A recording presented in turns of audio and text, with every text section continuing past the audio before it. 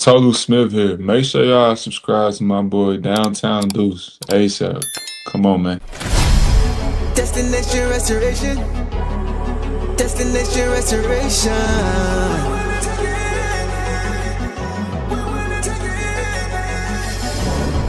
Destination restoration. Destination restoration. It's our time. Can you feel the elevation? We on a mission on vacation. Time to create the separation. Championships and motivation. 313 need no explanation. Miss me with all that conversation. We ready for the confrontation. Counting down to our destination. The final destination. Together all the time together. It's us against the world, it don't get no better. We turned it around, that was the beginning. Coming for the crown, you know we winning. Time to put in the work, I'm about to go for steps. Taking our prisoners, it's my time. Yeah, I know that it hurts. Saying break out the church, you don't wanna see me in my prime. The mission is to reach, we're caught in everything. In the city, supporting the dream. Vision new I never seen, we deserve to be king. It's all or nothing, no in between. The clock is ticking and I hope you're listening. Don't touch me cause I'm sizzling. Physicality is tipping and mentality is menacing. The dog pound body's crippling.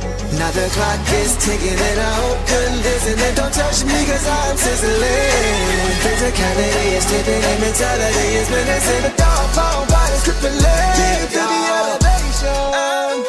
We on a mission on vacation. Time to create the separation. Championships and motivation. 313 need no explanation. Miss me with all that conversation. We ready for the confrontation. Counting down to our destination. The final destination.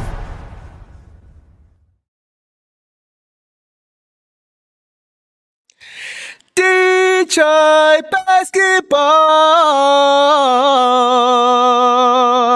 What up, though, everybody? Welcome back to another episode of the Downtown Deuce Show with the boss.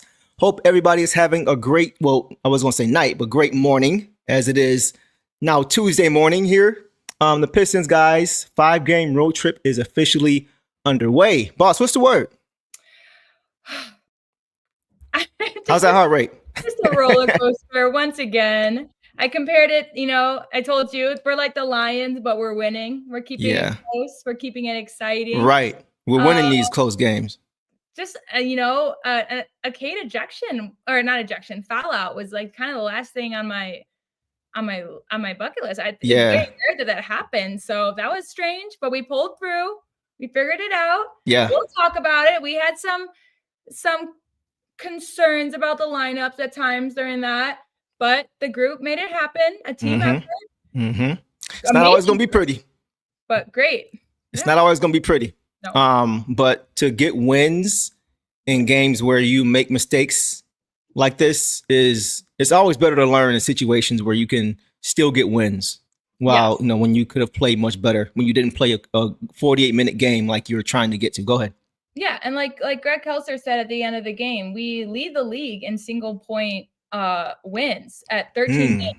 But there's also a difference between 2 points and 8 points. Like 8 points was tonight. Okay. So I'm curious to see that margin, but I'm sure that most of them are like 5 and under because that's just kind of how we've kept it. But the difference between this team and team last year at the beginning and 2 years ago is that we're closing out these close games. Right. And we deserve to. The ball definitely did not lie with some of those free throws that the Trailblazers were putting up. Man, they missed a lot. We had that on our side tonight too, but yeah, for sure. So guys, chat, we see you guys in the chat. Make sure, as always, guys, if we miss you, we'll do the best we can to get to you, but you know the drill. Repost, caps lock, super chat, whatever you guys want to do to get our attention, and we will get to you if we can. I also just want to say, everyone that's here, thank you, because it is late in Michigan. Yeah, y'all real ones. Y'all some real ones. True Pistons fans, man, for sure. It's a mere 11 p.m. for me right now. Don't start, man. It's about to be 1 o'clock over here. Again, thank you for being here because that's really cool of you guys. Facts. Yeah, y'all know how we love talking hoops with y'all, so we appreciate y'all being here. Boss, before we get started, you want to get to your PSA? Yes, guys, we're still in I think this is game 5 now. Halfway through, any super chats, 50% will be donated to the Holland Group Foundation, Ron Holland's family's charity run by his mom, but they're all involved, him and his dad as well.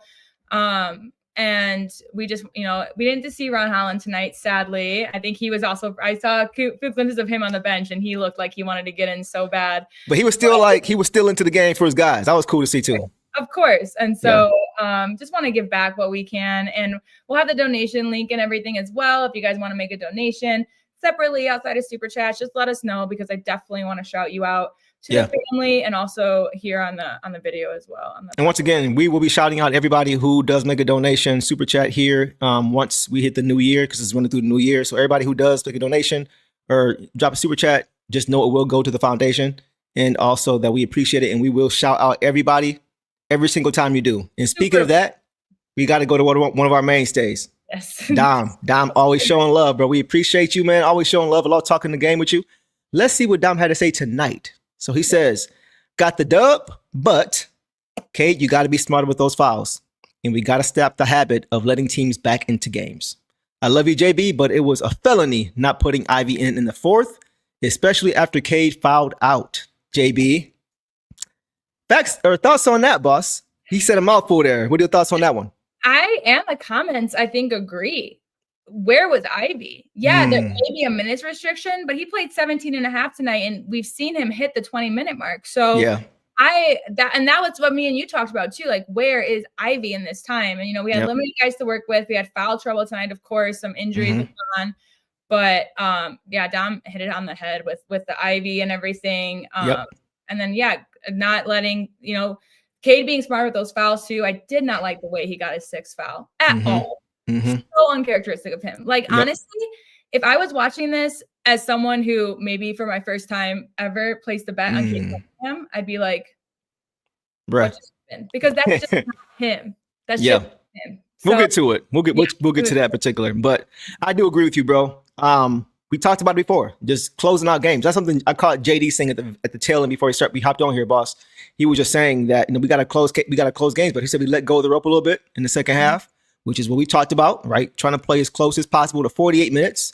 And when you got the depth that you have, it shouldn't be as hard as it sounds. You're not going to play 48 minutes on the dot with the same intensity. But when you got guys who can go hard and then know that when they come out, you got guys behind them that can do the same thing, you kind of want to see them doing that. I could see if we were running a 9-man rotation, an 8-man rotation, and the guys are just gassed and tired, then it's kind of impossible to ask that. But when you got a deep team like this you can keep guys fresh, you would hope to see them more than they have lately just finish out games and keep their pedal on their foot on the gas. Go ahead. Absolutely. And I think so too, like you've mentioned, I think tonight would have been a great time, especially late, to see a 2-big lineup. You put Reed in already.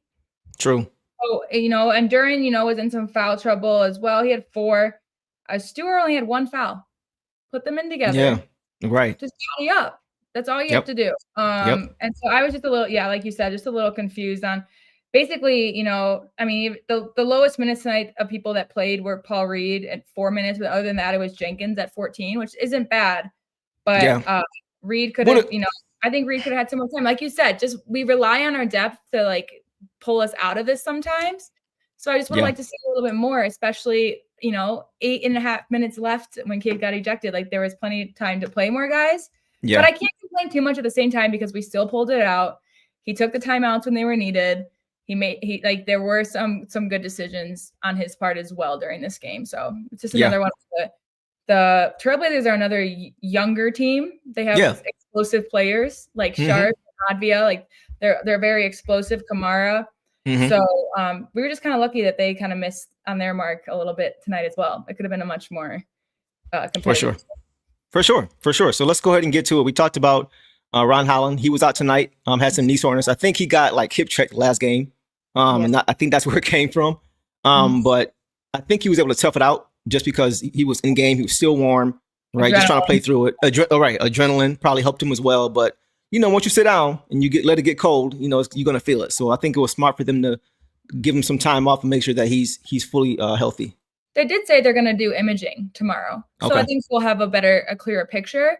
Okay. Like I said, you could see that he was out there more. This wouldn't have been a team that I would like to see him play against on this road trip, because they're the young, like a little bit younger, a little bit more explosive. Yep. I kind of, I don't know if any of you guys caught the Rockets Kings game last night, but one of our favorite guys in Detroit forever, Dennis Schroeder, and Russell Westbrook, they really just picked it up in the end and came out with the win. So they're an offensive team. They can be really explosive, and I'm crossing my fingers for Ron, but also if he needs the extra time, we've proven that we have the depth too. So for sure. So let's use it. For sure. So ended up in a win. We're not going to harp on that too much for right now. We'll come back to it later. But boss, initial thoughts. I will let you tee off first. I had quite a bit here, but I'll let you tee off and let me know what you were seeing in this game. I had a first draft and then I redid it because I was just Facts. I had too many things written down. Yeah.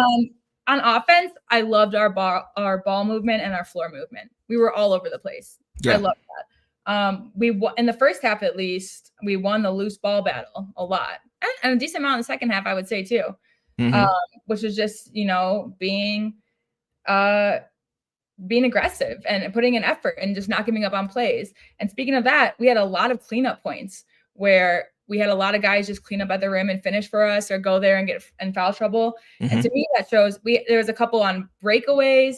There were a couple, just in our offense, our half court possession anyways, our half court offense, but it just shows that everyone's hustling on transition too. Like they're not, even if there's one breakaway, I think one was like LeVert and someone, and he missed a layup because of pressure, but Javonte Green was right there. Yes. Because he sees a one-on-one and he sees LeVert ahead of him, but he's back there just in case. Exactly. Multiple times tonight. Exactly. I really love that. I feel like the theme tonight was like our first offensive possession. We had like 3 chances and we had 0. We didn't make anything, but then on defense, AT and Tobias were just bothering them, led to a Cade steal to a Duren jam. So I feel like that was just the theme tonight, was just our defense and what we were producing on that, and to get into transition better. Yeah. Just great ball movement, great defense to offense. Just a couple plays, which I'll get to. I wrote down a few specifics as we get to the players. Okay. But just a lot of a ball movement that were like 4 of the 5 guys touched the ball to get the play done. And that's fun basketball. Exactly. That's Pistons basketball. Yeah. For me, this was a tale of two halves again. Thankfully it worked out in our favor, but I thought, let me know what you guys think in the chat. I thought that first half, and I tweeted this out, I thought that first half was one of the best halves we've seen us play all year. Absolutely. As far as playing to our identity, you could see early, guys, in this game, there was a huge emphasis on getting out in transition. Turn them over and getting out and running. Every opportunity, it seemed like in that first half, when they could, whether it was a turnover or a missed shot, they were looking to get out and go. It was kind of like watching a tennis match at times, like turnover. Like turnover, get out and run, score, turnover, score. Like that was nice to see over and over again. But they looked like the team they wanted to be. I think they had 15 first half assists, which was very, very good. And they also had 18 points off of turnovers. So they were getting out in transition. And they only allowed the Blazers to have 2 points off of Pistons turnovers. So like you said, boss, when they did turn it over, they were getting back and sprinting on defense. And that's how you prevent them from getting points off turnovers. Go ahead. I saw in the third quarter that we actually had 24 points on fast break. I don't know if that was included just turnovers, but then still to there too. Right. And just to point out, we had 8 turnovers tonight. That's fantastic. That's amazing. That's very good. Ranks top 10 in steals. Blazers ranked 10 in steals. They're number 9, I believe. And they had 18. So we turned them over times. Yeah. So like I said, tale of two halves. Second half, it was a totally different story. Actually, just the fourth quarter, really. Because going into the fourth quarter, we were up 17. Yeah. I think we were up 21. Our biggest lead was 21. But to end the third, we were up 17. Yeah. So this would have been a bad loss if it would have been a loss. But second half, I got to give the Blazers some credit, boss. Oh, they did turn it up. They play hard. We said it last game. Like when we watched them, when you were here, Boston Town, we watched them play. Yeah. Even though we didn't play our best and it was close, they still play hard. They play very, very hard. In the first half, they were like 4 for 27 from 3. So they couldn't get anything to fall. The second half, some of those shots, tough shots at times, started to fall, right? And the Pistons kind of lost focus a little bit. Like they were a little bit discouraged, I think, once they started making those shots. Because we were still playing good defense, but they just started making shots. And that can be a little bit demoralizing. I think that's kind of when they let the rope go a little bit. and we talked about it before. Like, we are a defense first team. So when we have defense, good defense, and they're making tough shots over that defense, and then we're not capitalizing on 2, 3, 4 offensive possessions in a row, then that's how teams come back. That's what it is. Like, and some guys just went cold, and then, we picked it back up. We got it done. So, yeah, definitely completely agree with you there that it was definitely a tale of two halves, but even after the third. But the Blazers, I mean, there was nothing to complain. They play good defense. We talked about it. He's one of even Johnny Kane said this. He is one of the best in the league at drawing fouls. Yeah. But you can't blame it all on Advia because they have guys like Kamara and Sharp that do just, they get the ball in the hoop somehow, somehow. They're very good at it. Yeah. So it was a tougher team. And I was not aware of Donovan Clingan's 3-point shooting. I didn't know he could shoot out there either. I think he went 3 for 3 and it was slow every time. Like, it was just like, maybe they just missed that in the scouting report, because if I feel like if someone was out there with him on the perimeter, he wouldn't have gotten those up because he took his time with each one. But it was interesting. And I've mentioned to you before, I've actually said a hi to Donovan Clingan before when they played the Nuggets. Yep. He had a really good game. And he came out and I told him, great game, Donovan. And he said, thank you, hi, and everything. I think he's a nice kid, but I think Organic Lindo said it. I had to find the comment again, but I will today. Organic, I did kind of put my thoughts about JD up against a guy like Clingan because he's bigger, but he's not someone I think of as a defender, and JD won out. So yeah, I have lots of positive things to say about JD tonight. What? Oh shoot! Oh shoot! Stick around, y'all. Game every game. But yeah, game to game for sure. Okay, guys, we are going to get into some box scores. But the Pistons, they gutted it out. Like we said, they gutted it out. Wasn't pretty. They didn't fully let go of the rope. They locked back in a little bit later than we would have liked, but they did enough to get this dub, and that's good for a young team to see that we're still able to win games like this when we made some missteps along the way. So, yeah. All right, boss, let's get to some box scores, let's run it. Let's start. Right. Let's. And by the way, guys, let us know who gets the belt, because it could have went a few different directions. As far I don't even know who's gonna get it. I can't even. I don't have no idea. We mentioned it a little bit. We talked about it. I mean, we got 2 guys with double doubles that are in the lead for me. A couple of big plays at the end give Javonte Green an advantage. But then I think Asar gets it. Sorry, I said it. Okay. I'm thinking either Asar or JD. That's what I'm thinking too, because it's like 2010 game for him. But I think this was, in terms of defense and offense, it was AT's best show out. And we'll get to that. I can see it. Yeah, let's start with Cade.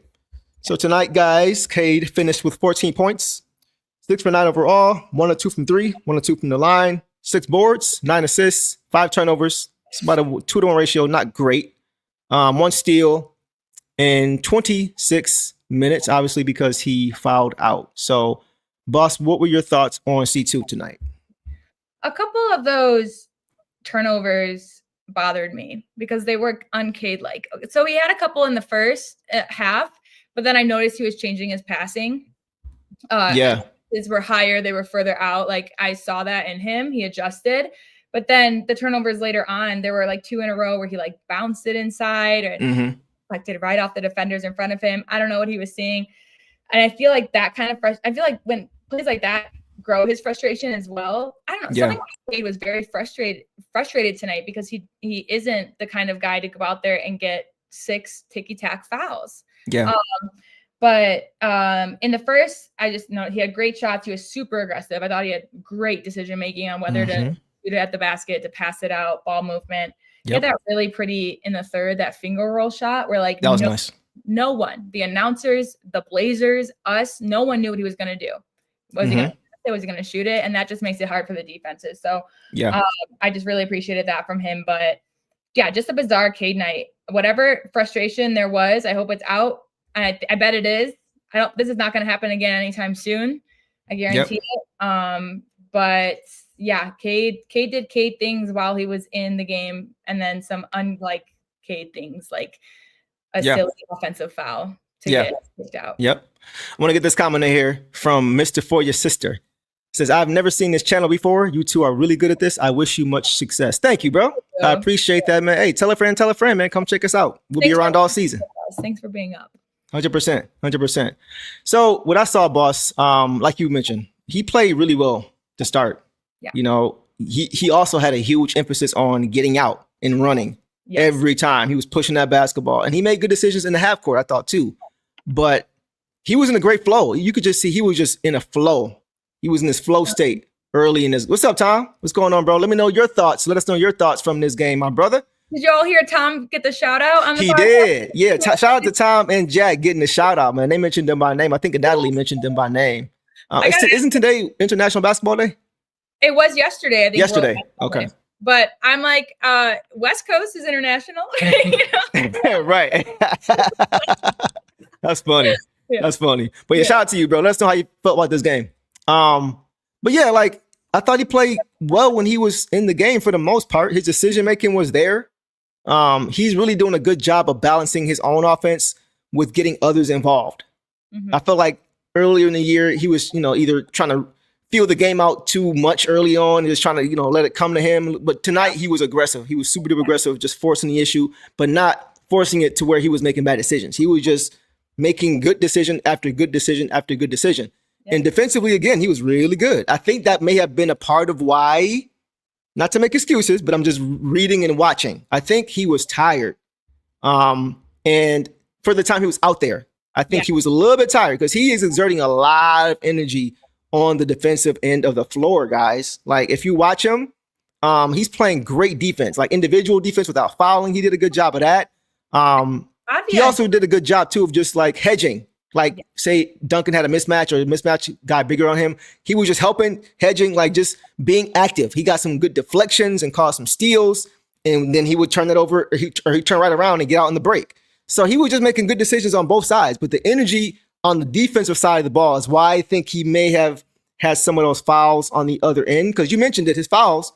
And you mentioned it, like a lot of those fouls were lazy fouls, boss. I think some of them were just the fatigue, because you always can tell with Cade when he's tired, when he stops moving his feet and he starts using his hands. That's how you can tell. He often commits that reach around foul, like when guys get by him, or just instead of just trying to move his feet, he'll like let his guy go by and try to reach around. And when you're tired, it's a lot easier to play defense swiping as it is opposed to moving your feet just naturally. So he showed that fatigue with his foul calls with those lazy fouls. And that's why he fouled out so early. So that's what I saw from him. Go ahead.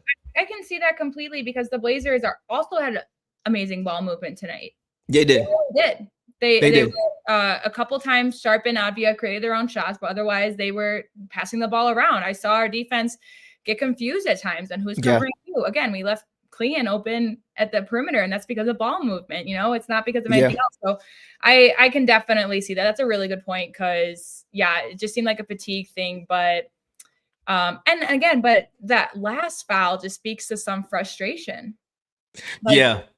Is what it does. Is he just pushed him off? Like get off of me, because they were trying to deny him the ball. And once again, it's when you got to keep moving to get free, and you're you're tired because of how you've been playing defensively. It gets frustrating. Like, leave me alone. Get out of here. Just trying to get the ball. And he pushed him out of frustration. Well, they were on him a lot. I mean, Sissoko, I believe is his name. He got 2 fouls or at least 1 foul on someone else. Like just Cade bringing the ball up the court. Yeah. Which I'm glad that Cade just kind of let him, create the contact because I don't know if you guys ever see Cade is to me one of the most ethical point guards out there in terms of not ever just looking for the shot and not looking for the foul. But the one foul he does always look for is coming up the court. He always kind of if he sees a defender behind him, he'll cross the path and make the defender move. Because the defender runs into him, that's a foul. But that's just smart without being without flopping. Yeah. But I agree, like Clifton, like some of the fouls were a little bit unnecessary. You just like come on, you ain't have to do that. So once again, I'm not trying to let him off the hook, but I'm just watching the game, and you can tell when he's not tired versus when he is just by when he's using his hands versus his feet defensively. That's the biggest thing that I saw. I want to say this too. The B said the refs were great. I thought the refs were great because I don't have any notes on them. But I didn't notice them. Did you have something? Go ahead. they shot, I think, twice as many free throws as us. They were almost at 40. Let me look it up. Okay. We attempted 24 towards the end. Okay, they attempted 32. Oh no, I'm sorry. Free throws. They had more than we did? 3. How many? 43. They had 43? We had 24. It didn't feel like that to me. That's how I felt too until and I agree because I didn't notice it at first, but it was just kind of those. I mean, that's how we get guys in foul trouble, I guess, like. Yeah. But I felt like we just played so much to our identity, especially early, that it wasn't really a factor. And I also think that there were moments where the refs let us play. There were no calls on both ends of there was a lot of contact under the rims, and the refs were just like, we're just going to let it go. Yep. So I just feel like I just want to say the way the refs balanced it, I would say was good. Yeah, exactly. I'd rather it be obstructive, not a lot of fouls as opposed to a bunch of fouls. That's killing our flow. We can't do this. Never obstructed the flow. So still too many free throws in my mind. I don't want a 61 free throw game in the NBA. Right. But like I said, I think just something about the flow, which I think is why we didn't notice it, because it wasn't every single time. Yep. But they also spoke to our defense because we have the second best defensive rating, but we're also one of the high. I think we were first in fouls per game. Oh, fouling. Okay. Yeah, fouling. Gotcha. Okay. But that's just what you got to do. Again, I've talked about the Nuggets at other teams.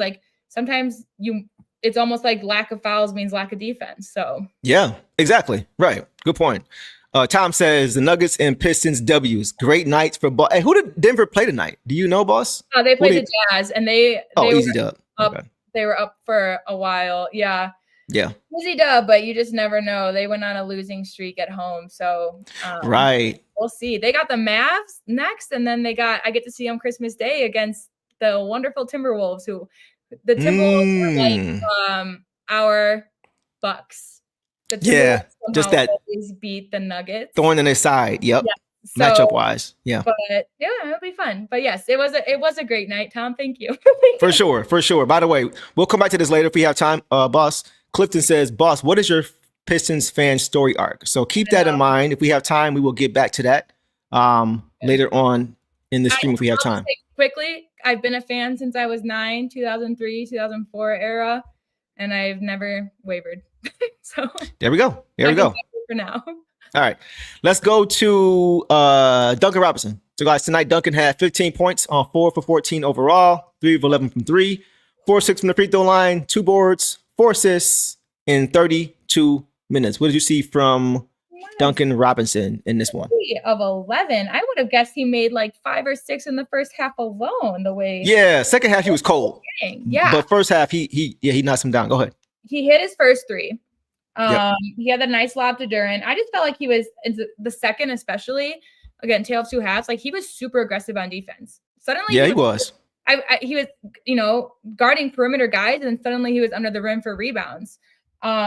He went cold in the third and the fourth, but he did things he drew that offensive foul when we really needed it, and that was a risk. Yeah, he did. It was a risk. Gave his body up. Yeah. So that I appreciate from him. Like I said, he just went cold, and it's kind of that thing. I kind of think of it as if we had Malik Beasley and this was Malik, would you still want him in?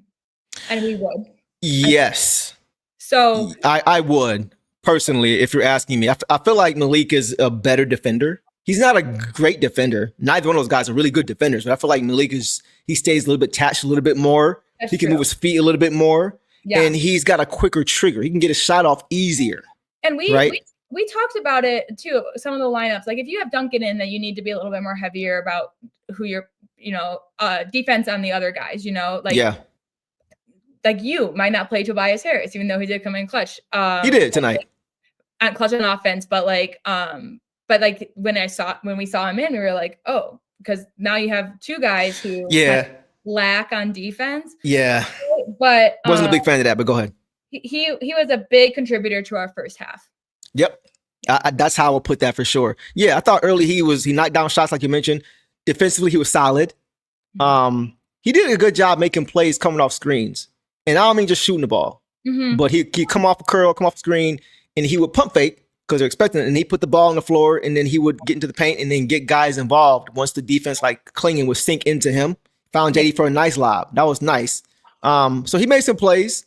But defensively, he was locked in for as much as he could be in the first half, I thought, really. Just trying to do his part, that charge you mentioned.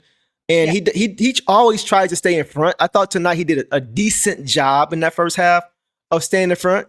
He had some nice rotations. He provided some help side defense. And he even got in the glass a little bit. He stuck his nose in there and tried to crash the glass. So that was cool to see. It's just hard for me late in games to see Duncan and Tobias on the court together when you need to get stops more than you need to score. Because if you can get stops, it's easier to score because of how you play, right? But if you're not getting stops and taking the ball out of the hoop, now you're relying on your half-court offense without Cade. Yeah. I don't want to, you see what I'm saying? Like, that's why I wanted to see a defensive lineup in there to help us get easy buckets because of our defense, because we're getting stops. And with Tobias and Duncan in there together, it kind of compromised the defense a little bit, which made it harder on offense to get buckets without Cade. So go ahead. Absolutely. But I agree with this comment as well. Micklemore Consult says, strength in numbers, great team win. Duncan creates space even when he don't hit shots. They fouled him a couple times trying to keep the ball away from him. Mm-hmm. Yeah, like you were mentioning, he came off his screen. There's one play that I remember. It was just kind of an everyone involved where Cade hit it ahead to Javonte Green, and Javonte Green quickly saved it to Ivy out of bounds. Mm-hmm. And then Duncan came off of a screen to grab the ball from Ivy, and then pump faked and shot it to Ivy in the corner, and that was Ivy's corner three. Yep. And then the next possession, they defended so well as a team that they forced the shot clock violation. Yeah. So that was just a play I remember because it was just good ball movement, good trust and stuff. And that was just goes to show like Duncan could have shot that and he didn't. And so just a bummer that he went a little bit cold, but he was still a plus in this game. He would, for sure. Yeah. Yeah. Like, I think overall he definitely, like, he's doing the best he can. Yeah. He's doing the best he can. I think he's playing as close. He's not at his peak yet, but I think he's approaching his ceiling as far as what we should expect from him come playoff time when we see Duncan Robinson, right? He did a lot of good things. The effort was there. He was more importantly, just the effort, boss. Yeah. Just the effort. I will agree with Clifton here because we saw early in this, pretty much most of the game, especially early, Denny couldn't get anything to fall. Nope. But when they would get Duncan switched on to him, shoot right over him. Yeah, right over the top. I saw that too, Clifton. Right over the top. And you would see even at times, they were trying to hunt him out a little bit again to get that switch. But Javonte will fight over the top and say nope and get right back on Denny. He wouldn't allow it because he noticed they were trying to hunt him out. I noticed that. Javonte was like, nah, bro. They try to run the screen. They try to get the switch. Javonte would fight over or he would go underneath and get right back and tell Duncan to get back. I got him. So I like seeing that. You can tell that Duncan notices too. And for sure. He knows. He wants to be the better defender. I'm actually so curious if we keep him on what he will look like next year because he wants to be able to intimidate more. Yeah. Because he kind of knows. Was it after his offensive foul or what did he do some movement on the court? It looks almost like he was hurt, but then also like he was like buckling. I saw that too. Like he was laboring a little bit, but it looked like he kind of shook it off, whatever it was. I don't know. I thought maybe it was his knee again. I thought it was a celebration. That's why Greg and them were laughing. I thought it was almost like a seatbelt thing. And I just want to know because I just need a different view because you can only see it from the back, but it almost looked like he was like, clutch, got it, done. That's the kind of attitude that if you have out there when you're trying to win, I love it. I love it. So. For sure. So I love the effort. I would still like to see other things, but that's water under the bridge for right now. Yeah. So just based on what he's trying to give us, I wasn't mad at him. Right. I wasn't mad at him. So he wasn't terrible. Once again, I would like to see more defense in the game down the stretch as a whole, but that's not a Duncan thing. That's more so of a rotation thing and who you're playing along with. But for him, with what he did, I thought he was solid. Exactly. And I just, again, like just great in the first half. Yeah. For a lot of these players. So exactly. Yeah, for sure. Because once again, tale of two halves, right? So let's move it on, boss, to Asar Tasmanian, backbone of the defense, Thompson. And by the way, I forgot who it was. Whoever said this can call themselves out. Somebody had a nickname for y'all know we love nicknames here. I call him Tasmanian Thompson because he just wreaks havoc all over the floor, like it's just organized chaos sometimes. Somebody said a good nickname for him would be the Warden because he locks guys up. Ooh. I thought that was fire. I think he needs to make up for the crossover that Jalen Brunson did to him in playoffs last year. Oh man, he's got to make up for it. I mean, we know that's not him, but he's got to make up for it on the national screen. Yeah, so the narrative can change. That's all people will think about when they think about Asar. Is that one play? Oh my God, it's annoying. We don't, but they do. So, but yeah, I thought the Warden was a good nickname for sure. I thought that was pretty fire. Yeah, I'm gonna still call him Tasmanian Thompson. Clifton's he rolling when he says Tasmanian Thompson's better. We can roll with that. But I thought the Warden was cool too. But as far as Asar tonight, boss, he had 18 points on 8 for 16 shooting. So a lot more field goal attempts, but he made half of them. Ridiculous. 2 of 4 from the free throw line. He made his first 2 and then missed the next 2. Better. Also had, like, you know, and you could see when he missed those 2, he was like he knew. He could easily be 20% free throws tonight. So 50% I'll take it. Yeah. He had 12 boards to go along with 3 assists, 2 turnovers, 4 steals. A big one late too. In 28 minutes, boss. Man, what did you see from Tasmanian Thompson tonight, boss? I mean, I was a little concerned when he got 3 quick fouls. Yeah. Because they definitely, after a second, Advia hunted him out. Yep. That's just, you know, if that's the way your basketball team wants to play, fine. It wins you some games. But I was a little concerned because, especially with Ron out, I was like, we really just need another handsy guy like Asar. Yeah. And then he went out and he came back and he got a double-double in 16 minutes. Yeah. He was so aggressive on offense and the boards. You know, after the 3 fouls, he was attacking the basket, drew multiple and ones. He had that really nice reverse hook after attacking the basket. Like, that was nice. There were a couple shots that he didn't make right, like a few feet out from the rim, but otherwise he was doing a lot better than I think we would expect him to do. I agree. Just super disruptive and poking away. He had that one where in the third where he poked away a free throw rebound, which caused the turnover. I forgot if it was Advia or Murray. I couldn't see. Okay. But it was the one that he ran over for the dunk where they were seeking the offensive foul. Yeah. I don't remember who it was. It's one of those two. I do remember that play though. Go ahead. I'm glad there was no call because that's how I like to see those things. Is like sometimes it doesn't have to be a block or an offensive foul. Sometimes get out of my way and I'm there. Exactly. But this is why. But go ahead. Keep going. The fourth, he had that big steal. That big inbound like steal. Because we were up by 1, we grew it to 3, and that's what set us off. That's what helped us grow that lead. And then big dunk at the end of the game to clean up guy. Exactly. Clean up, man. So good tonight. And I talked about last show how like a men just comes out with more aggressiveness. I feel like, based on the same thing to Shan. Yep. Go ahead. But Asar, this game again, he started off a little aggressive, got frustrated with the 3 fouls, and then said, "Well, I'm going to go prove you guys wrong." And JB trusted him enough to put him in times where he didn't necessarily need to be in, but he was like, "I'm going to put you out there to get it all going." And I love as well because sometimes, again, we question the lineups, we question some of these things, but to me, it just told me that JB's tapped into his team. He's tapped into others. So he knew that Asar could be trusted out there to produce offensively and defensively without getting into foul trouble. That's incredible. For sure. Again, he would be my belt guy tonight for sure. Yeah, I'm not mad at that. Let's get a couple super chats in here, guys. We appreciate them.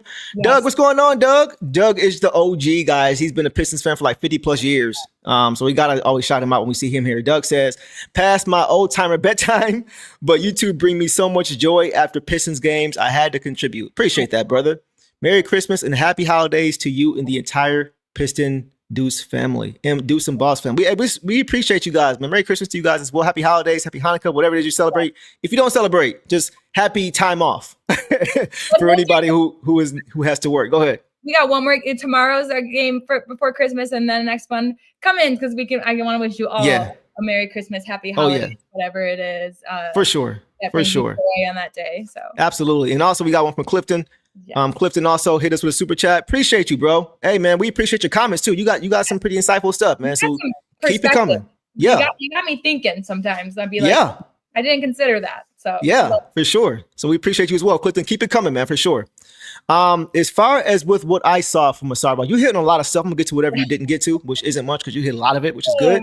No, I want to hear your views on the same exact things I hit because he deserves to be talked about. No, for sure. You know? He's been better the last 3 or 4 games. He's been consistently playing more to his strengths, and I want to credit Coach for that as well. He picked up 2 quick fouls, like you mentioned. I like that JB trusted him with 3, but he picked up the first 2. Oh yeah, I like that JB trusted him not to pick up another, and he did, and he had to sit down, right? And that sucked. That was unfortunate for him. He had to sit down. I think he didn't play until I think the last. Well, he played the first 3 minutes of the first and had to sit down. Yeah. After that, right? But you notice when he came back out, he came out angry. Somebody said it earlier. He came out mad. Like he hit a different gear when he came back on both ends of the court. It made a huge impact. Like he did everything just a little bit harder. He was on the glass a little bit harder. He set screens a little bit harder. He was rolling off those screens a little bit harder. He was dunking a little bit harder. Like he was doing everything with just a little bit more intention, even more than he was giving usually in this game. 9 boards in the first half, boss. 9 boards in the first half. Yeah. And he did that all without picking up that 4th foul in the first half. That was the biggest thing for me because he had 3 coming back in early in the second and sat back down with 5 minutes to go in the second. No foul. That was huge. He picked up his 4th and 5th till the 4th quarter. Exactly. I was just about to say that. 100%. When they were closing in, and it's like, okay, fine. Like you might as well, defend as hard as you can. But I guess, and I mean, continue on. But what you were just saying about how he was coming in harder, also just smarter. That's the key. Discipline. Discipline. That to do that without drawing another foul, and he still was staying in front of guys. It also takes communication. It also takes communication when a guy is getting past you and Asar can't risk another foul, that everyone else is aware. Yeah.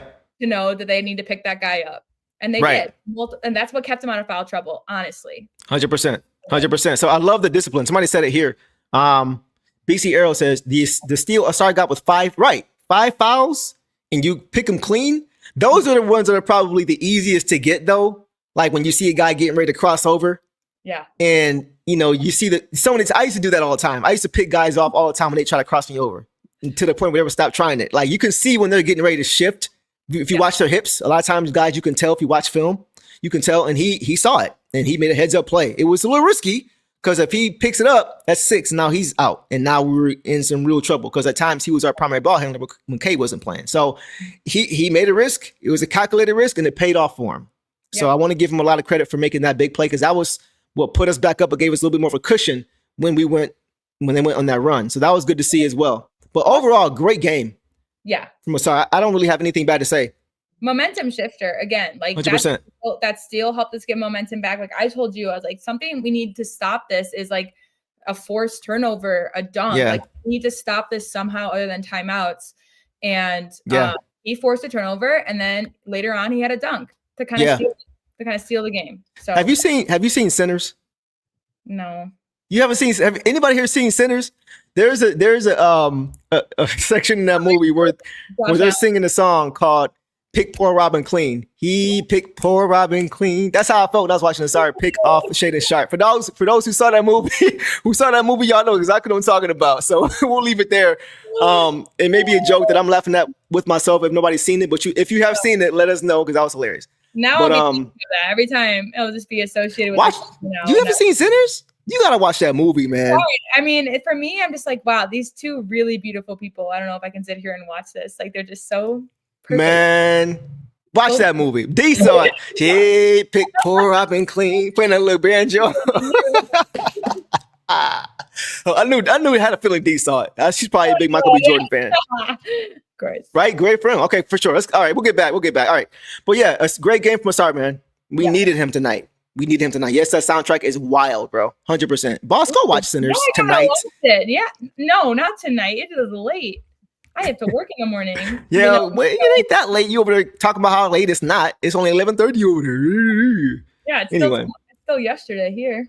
All right, whatever. Let's move on, guys. Let's go to Tobias Uncle T Harris. Guys, Tobias Harris had 12 points on 5 for 14 shooting, 0 for 3 overall from 3. 0 for 3 from 3. 2-2 from the free throw line, 4 boards, 4 assists, 1 turnover, 1 steal, and 1 block. So 2 stocks for Uncle T in 33 minutes. Boss, take off. Yeah, I mean, to come out with 12 points based on how he was shooting, I'm really glad. And they came when they mattered. Someone earlier mentioned too that they think he should have gotten the belt because of how he just kind of took control of the game in the fourth. Yeah. I agree as well. He just kind of settled everyone down. Like, for example, that one where he was fouled by Denny Advia, it got challenged, overturned, fine. Because it was clean, but he took time off the clock, and that's what he was looking to do. They were looking to take time off the clock and then let him either, shoot, and then you'd hope for an offensive rebound because we've been dominating that, or you'd hope for a foul call or something like that. Instead, we got a jump ball, which I'm also curious. I'm like, when are these NBA players like? I don't think it's in the NBA yet because challenges are so new to like grab the ball after the whistle. I think soon it's going to become a thing where they're like, oh, get it. Right. Because that challenge that goes to whoever had possession. But anyway, I thought they were going to give it to Portland, to be honest. I was glad it was a jump ball. It worked out. I think Greg Kelton and Kane were talking about it. Like, it would have been a shot clock violation if it wasn't called.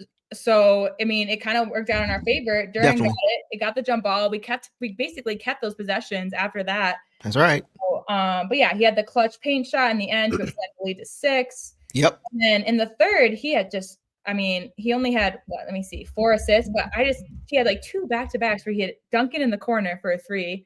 Yeah. And then Duran in the paint. And they were both 3-point plays because Duran got fouled and he made his free right. throw. So, and that was in the third when we were just like on that run.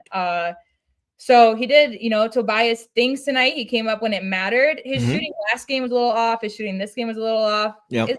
It'll come back any day now. I don't think it's going to last the whole road trip or anything, but it's like, go ahead. I'll let you finish. Go ahead. I like Tobias tonight. 33 minutes is a bit much. I think he played more in the fourth than he was expecting. Otherwise, I still, again, we questioned the lineups, but I still would have wanted that vet presence on the floor anyways. So I think he was played in the right moments and he succeeded in those moments too. I agree. Real quick, you mentioned the 33 minutes. Real quick, Captain Negro Man says, "Boss, you got to see Sinners." I knew just based off of his name that you saw Sinners. Captain Negro Man is hilarious. Says, "Boss, you got to see Sinners. It's a masterpiece. Yes, please go see that movie." I know we already said it. Not tomorrow because I'm busy. Not by tomorrow, but by their next game. After Christmas, let's talk about Sinners. How about that? Film. Perfect. Cool deal. Okay, cool. And then we can all talk about it because we getting super chats telling you to go watch that movie. That's to tell you how good it is. So. And the Ron Holland group thanks you. Facts. I'm sure I'm sure they've seen it and they probably are happy that you guys have seen it who are in the chats. We appreciate you guys for that. I think you mentioned 33 minutes. I honestly think he played as many as he did because late in the game, they needed some offense when K wasn't there. Yes. You could see them running the offense through him. Like it was kind of uncomfortable at times. Like, he's pounding the ball. He's pounding it, but it's not moving. But you could see they're just trying to get something going for him. It just wasn't a lot there, which is why you saw that late errant 3-pointer with no shot on the clock left, because they were just trying to get him a shot, and it just wasn't there. Go ahead. But also that was the vet move. He had control of that ball the entire time. Like for sure. They had he as a vet, he was in there to also control the pace. I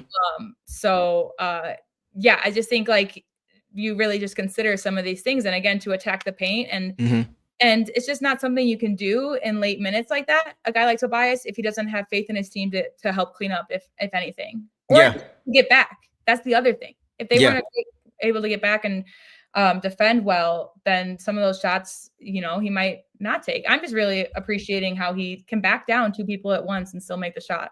Yeah, he got it done. He got it done in that post area, man. I did like how he got in transition. He got involved in transition. We always say that the Pistons' best form is when they're getting out and running. That doesn't fit his game to a T, but you did see that he was at least trying to get involved and getting up and down the court, which is what I like to see. He was sprinting back and cleaning up some of those missed shots. We'll get to him in a second. Hold that thought. And he also made some nice transition passes, finding guys for open shots. He found Duncan Robinson from one in the corner. He had a nice entry pass to JD from the top of the key, which was nice, right? Just play smart basketball. And that's really all you can ask for from a guy like him. So Yeah, he did his thing tonight, man. He made some big plays for us when we needed it. So let's go ahead and quickly move on to our last starter, and then we'll go to some reserves. Let's go to JD. So guys, JD tonight had 26 points, 11 for 15 overall. Man, 4 or 6 from the free throw line, 10 boards, 2 assists, 1 steal, 2 blocks in 23 minutes. 26 points on 23 minutes. Oh my God. Sheesh. Yeah. Okay, boss. I'll let you tee off on JD. What did you see from JD tonight? Everything I want to see from every game on both ends. So that's how I'll say it. We're not going to focus on it too much, but because I have tons of notes on him. First quarter, great rebound presence.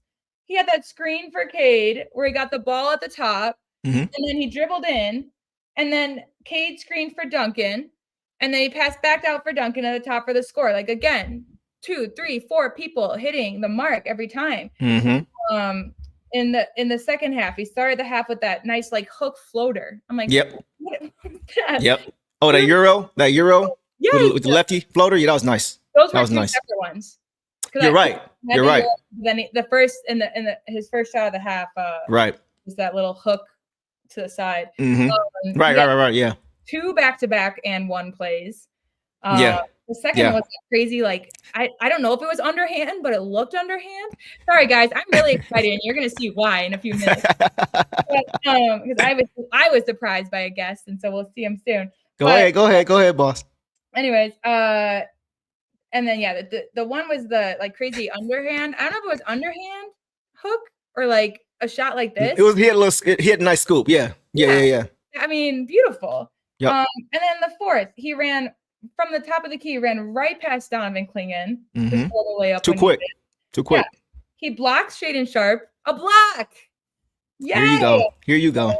Big offensive rebound to help grow the lead to 5 and then put back. And then a big rebound on the missed free throw at the end of the fourth. Like he just showed up when it mattered on both ends tonight. I agree. I have nothing to complain about. Okay. So y'all hear the objectivity from boss. I was game to game. I was a little bit like, I'm kind of curious how Duran goes with Klingen. But he won that matchup. Like I said earlier, he definitely won the matchup. Just like these 10 rebounds are things that he can get every game, and I believe in him to continue it. I think he just heard what I was saying. Oh, that's yeah. It was definitely because of you. It was definitely because of you. 20-10 games every game, you can do it. He's definitely subscribed and watching every episode for sure. Listen, I thought he was great. Yeah. I thought he defended well. Early in the game, he had some nice deflections, nice steals. And for me, one of the biggest things I always say is that he finished possessions defensively with his boards. Right, a few times he just kind of took the ball away from guys when they're trying to stick their nose and get offensive rebounds. He said no. And offensively, he was running the floor. Ran the floor great. Was getting right past Klingen time and time again to get easy hoops. And he would immediately get out and run the floor on the other end and get that finish. Like it would happen over and over and over again. He was really just getting up and down the floor very well. His touch around the rim is crazy. Left hand, right hand, left foot, left or right foot. Right shoulder, left shoulder, right. He was doing it all. His touch for a big man is very, I think, underrated. Very underrated. He's 4th in the NBA in paint points this year. 4th in paint points. So that says a lot. And Cade wasn't available. So it wasn't like Cade. It wasn't like the pick and roll. Live action was there all night. It wasn't that. He was just going and getting it. Once again, his activity on the glass, guys. His effort on the glass. And defensively, too. Just going straight up at Shaden Sharp. Even when it's a block, just going straight up and just contesting. Smart defense. Not trying to get the home run play. Just get the single. Just get the stop. Don't worry about always getting the block. And that jump ball he won late, right? Which led to that Asar Thompson putback, right? That was huge. So he made a lot of good plays. A lot of big plays. A lot of things that don't show up in the stat sheet. He was doing them. A lot of the dirty work he was doing. Yeah, highlight real stuff. Just like towards the end, just came up big during the game. Yep. There's beautiful things that, I mean, some teams I don't think have caught up to the evolution of Jalen Duran. Like he's not going to hang out right under the rim and just lay it off the glass. Like he can, move his feet. He can get from the top of the key to the rim. He can make nice floaters. So I mean, just again, that would be choice number 2 for the belt tonight, honestly. 100%, man. So guys, we are going to keep it moving. And to do that, we have a special guest with us here joining the show. We are going to bring him up now. Y'all drop some fire emojis and show some love for our guy, Coach Hart, Mr. Trust Your Work himself, Jeremy Hart. What's up, bro? Welcome back to the show. How you feeling, man? I'm good, man. How you doing, guys? Y'all doing all right? We doing great, bro. After this game, got another dub. You know, me and you was texting back and forth during this game about somebody getting some extra bump tonight. You know, a little bit extra bump. So let's run through this stat line, and then you can kind of let us know your thoughts on this game and what you saw from Danis, guys. So tonight, Tink had 5 points on 2 for 7 overall, 1 of 3 from 3, 1 rebound, 3 assists, no turnovers. Again, always playing clean in 14 minutes. So, Coach, what did you see from Tink tonight? What stood out to you in this game, and what did you see from Tink? I mean, like always, I think he was ready to play when his number was called. You know, obviously, you know, in this situation, you don't know, you know, a lot of times when he's gonna play or how many minutes he's gonna play. So I think that's an underrated skill that a lot of people don't understand. As an NBA player, when you're in that position, that you got to stay ready, you got to stay in tune with the game. So when your number's called, that you can go out there and perform. So I thought when he got into the game that he really controlled the game and, you know, got people involved and got guys the ball who needed the ball at the right times. I thought he did a good job of just running that second unit and keeping the game afloat and where it wasn't no drop off. Yeah, for sure. Yeah, especially when we lost Cade, you know, he was our only real natural point guard that was left available. So I think his minutes were needed. It was some shots that he missed that he usually makes. Yeah. And you know, like he had a few of his shots just kind of rimmed out where it was there. It looked good, just didn't fall. But once again, he always plays, for the most part, plays clean. Like he's usually in the 1 to 2 at most range as far as turnovers. And tonight he didn't have any. You know what I mean? So I feel very comfortable whenever he's in the game. I would say he's never a guy that's really going to hurt you. He may not have a crazy stat line, but more times than not, he's going to make the right play to help your team win the game. So I wanted to shout him out for that for sure. Shout you out for coming on last minute. I know you sound a little tired. I know you probably had a long day. I know it was last minute. So I appreciate you, man. It's about 12:50 over here, so I stayed up. I stayed up to make sure I watched their game, and then obviously, they play again tomorrow. So be tuned in for that. But no, I thought he played solid.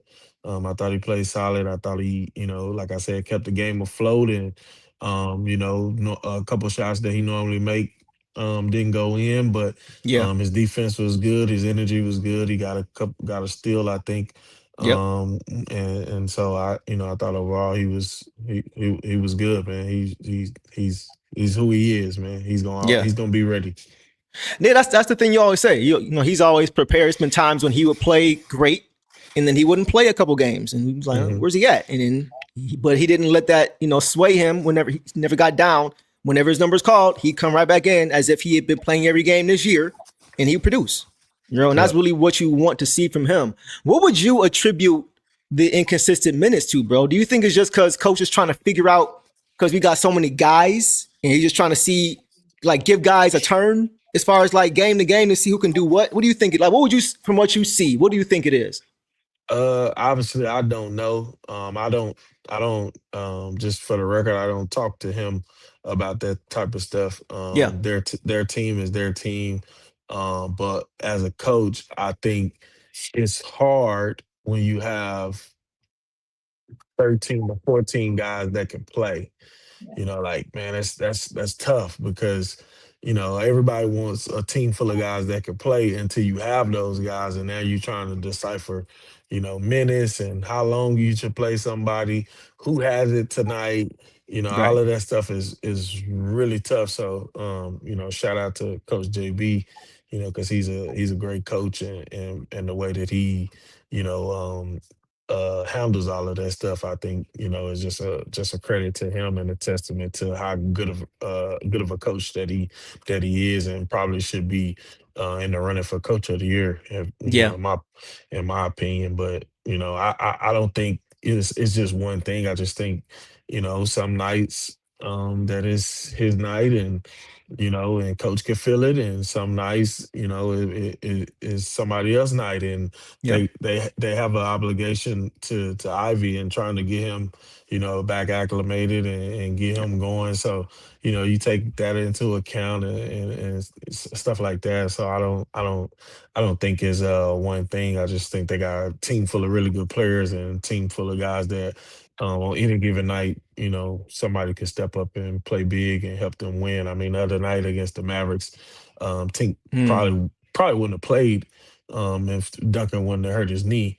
right. And he goes in at the end of the third quarter and have a big quarter and a half. So Yeah.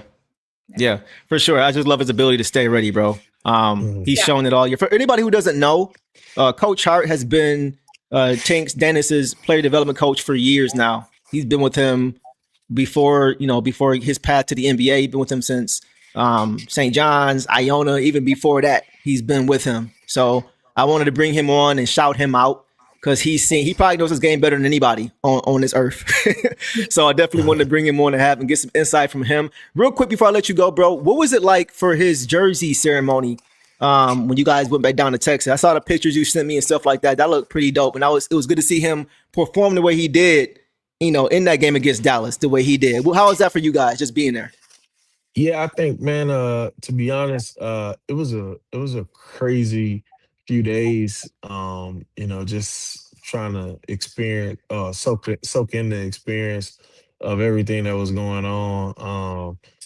From him getting his jersey honored from his high school, and I wasn't expecting, all of the Pistons front office and team to show up like they did, and for them to show up, just a testament to the type of young man that he is and the person that he is and how Yeah. much they believe in him. So I told him, like, hey, every two-way player, don't get this type of treatment, or love from their team, True. so be grateful, which I know he is, but I told him, just be grateful because for them to show up, meant a lot. And then just to be there and hear him get to talk and speak about the journey and just the things that he's been through and overcame the past 6 years, and his upbringing was just amazing because like I said, sometimes I get a little caught up just because you spend so much time with someone and you get to know them, and you want the best for them, but you never know how things could turn out and stuff like Mm, that. And hmm. just to see his goals and his dreams come true, and be able to watch it unfold,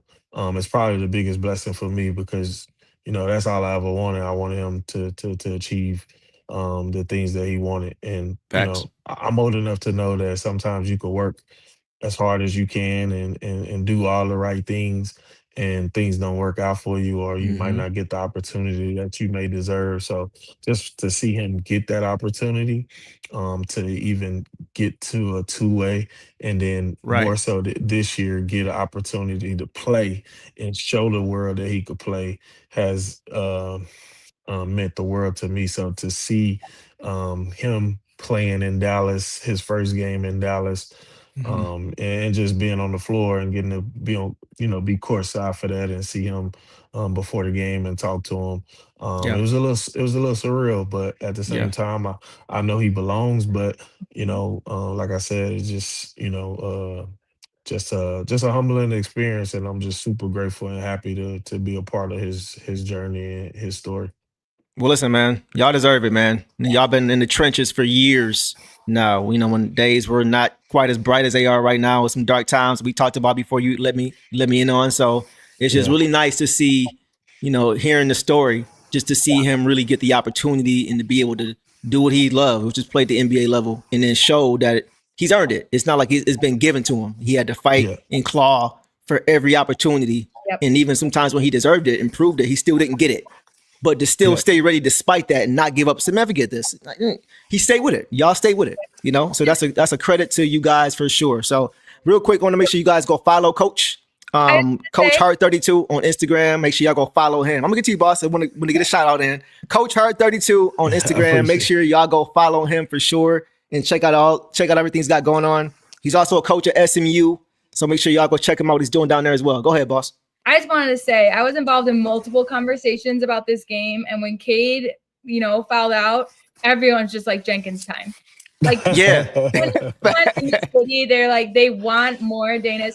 They know that he's gonna hold it down, and he absolutely did. Doesn't matter if his box score wasn't, amazing, but we know what he did out there. We know what he does for us, and just fans of all types across the Pistons, fandom. Just we're so excited just to be like, okay, well, it's fine because we got Danis. It's Jenkins.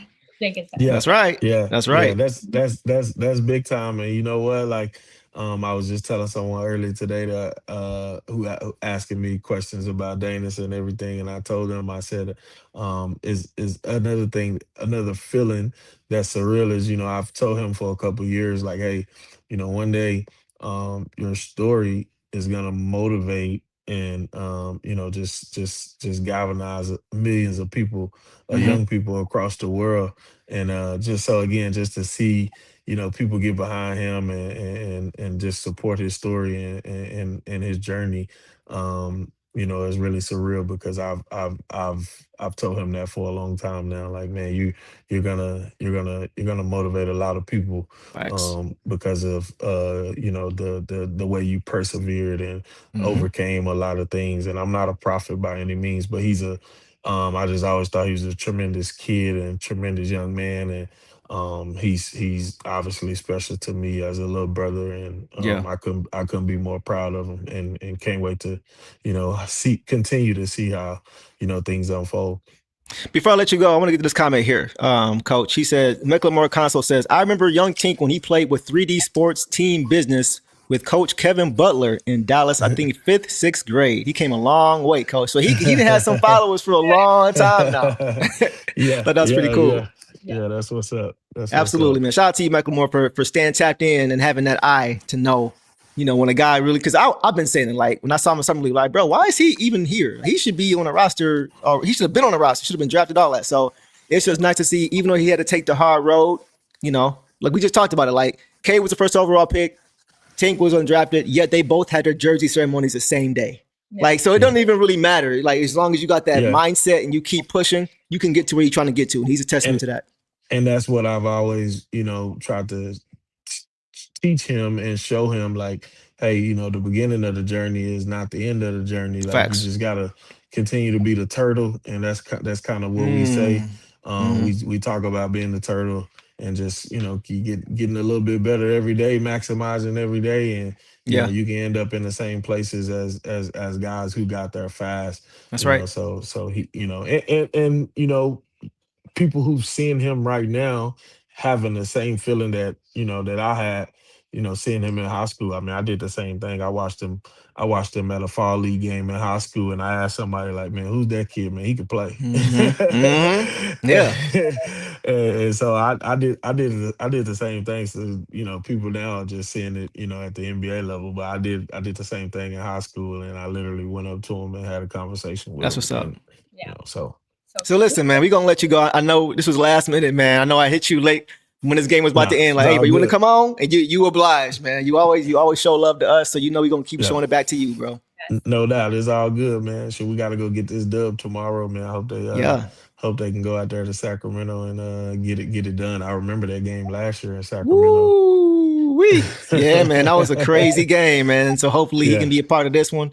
Get the dub this year. So we appreciate you, Coach, as always. Once again, you guys go follow him, Coach Hart 32 on IG. We will put a link in the description for you guys to go check him out and go follow him. But Jeremy, we appreciate you, my dog. Appreciate you, man. Go get some rest, man. I know it's late. Man, no problem, man. I appreciate y'all having me. Good luck on everything, man. Keep doing a great job, man, covering the team and the things that y'all doing, man. Thank you, bro. Bless. We appreciate Happy you, man. holidays too. Merry Christmas. Yes, Merry Christmas. man. Y'all, you have a good one, man. Make sure you enjoy it, man. We'll talk soon, though. All right. Sound good. Have a good night, man. All right, peace. Peace. Coach Hart, man. Coach Hart. Yeah, it's a good dude right there, man. So we had to make sure we brought him on. I asked him last minute to come on, and he did that for us. So guys, you gotta follow him because if you just love basketball, Like you can have Danis on our team, but like he's has Ryan Rollins too, and Nembhard too. Oh yeah, Ryan Nembhard, who I both incredible players. There's one other NBA player that's just achieving great things right now. I can't think of his name, but go follow Coach Hart because what he's doing is special. Like he's helping create the next generation of basketball, and these guys are all very fun and very skilled. Yeah, he's got a crazy eye for talent. Everybody he seems to work with seems to find their way to the NBA somehow. Yeah. It's crazy. Especially this year, just popped off. 3 guys. Yes. I know. Crazy. All right, guys. We will keep it moving. I wanted to bring on a special guest for you guys. Switch things up a little bit. Let's move. Go ahead. Just saying, you surprised me too. Oh yeah, I didn't tell you on purpose. I was hoping you was gonna give it away. Your eyes got big. I was like, shh, come on, shh. Sorry. All right, guys, let's keep it moving. Let's move on to Isaiah Stewart. Guys, tonight Stu only had 3 points. Right? 21 minutes, 3 points.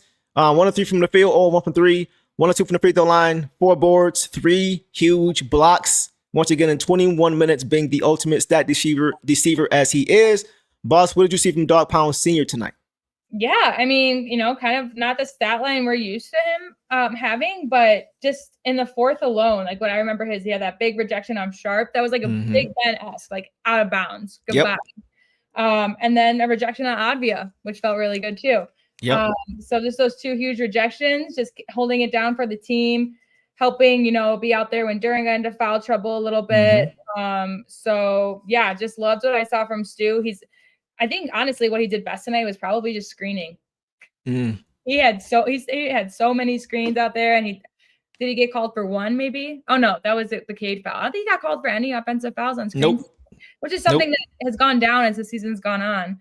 So I just, again, like not the biggest box score, but obviously a huge presence on the floor. Yeah, you mentioned the screening. I felt like the biggest thing was just his presence. Yeah. Like he had the 3 blocks, but there were so many times when guys would get into that painted area and they would just see him coming and they would make a different decision.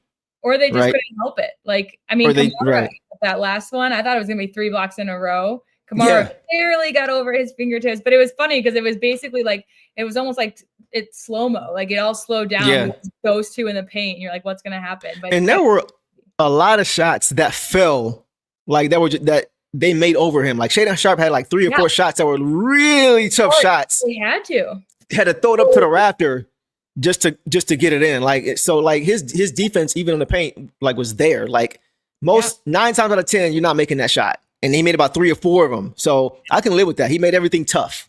Everything tough. You can live with that.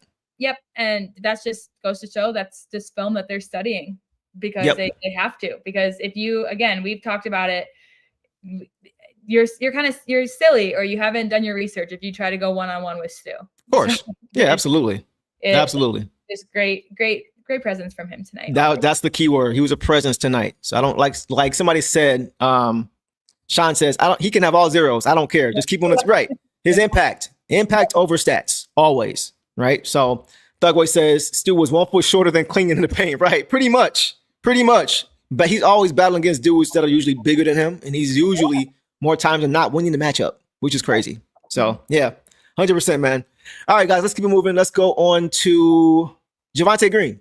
Javonte Green tonight had 6 points. 2 for 7 overall, 1 of 5 from 3, 1 or 2 from the free throw line, 5 boards, 1 assist, 1 steal in 23. What did you see from Wu tonight, boss? He really stepped it up. I feel like he took kind of more of Ron's minutes that we missed tonight. At first, offense was just cleaning up crew at the rim.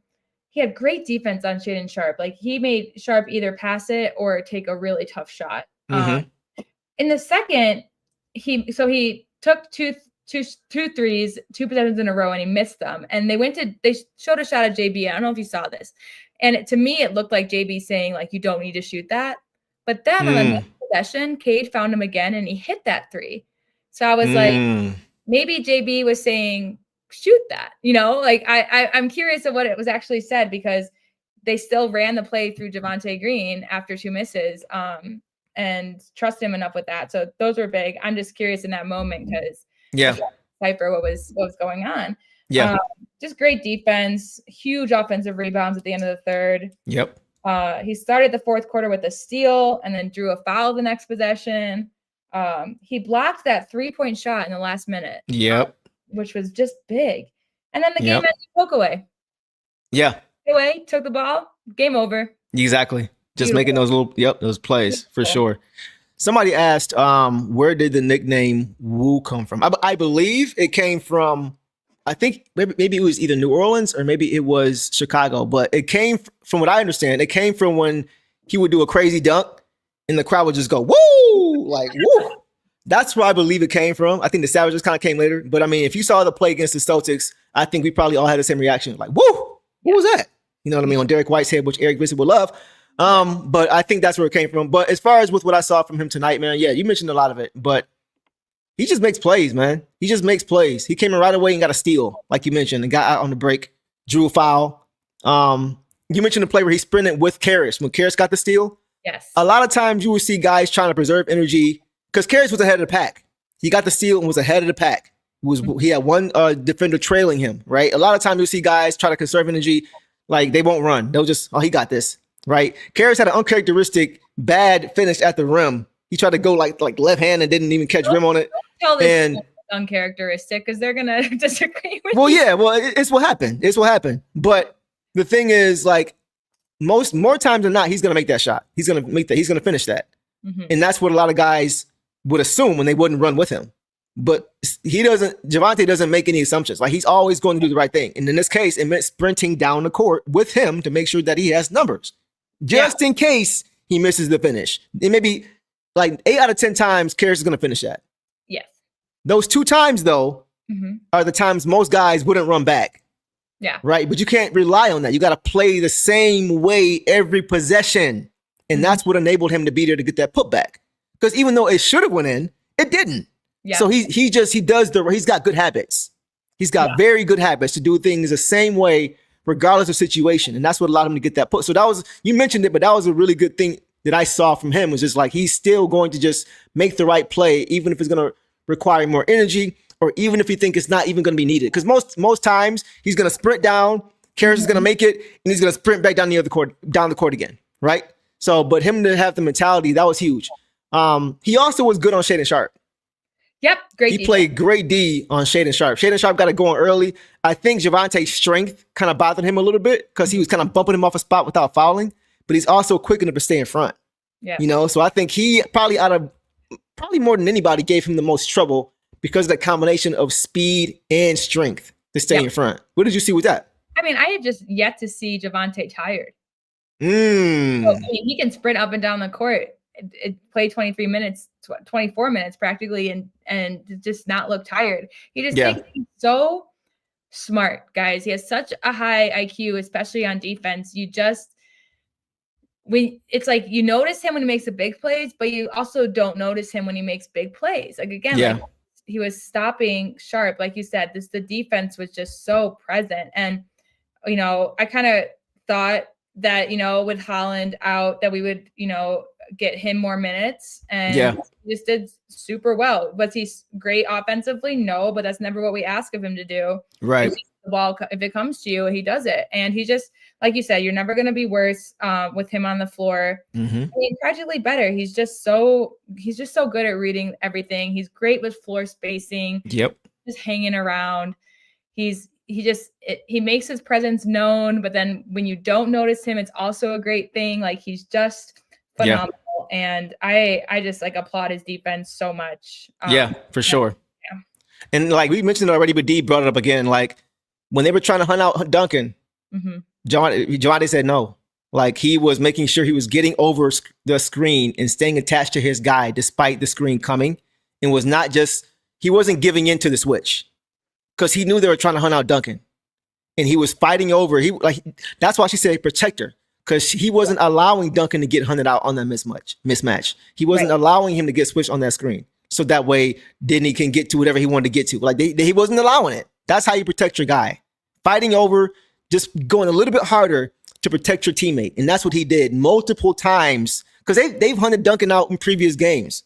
So you know that guys see that. You know teammates see that. You know Javonte, Ron, whoever's in the court with Duncan, they see that. Not that Duncan can't guard at all, but you know what the game plan is, right? So he understood what was going on and instinctually said, nope, y'all ain't hunting him out tonight, bro. Not while I'm on the court. Is a great word.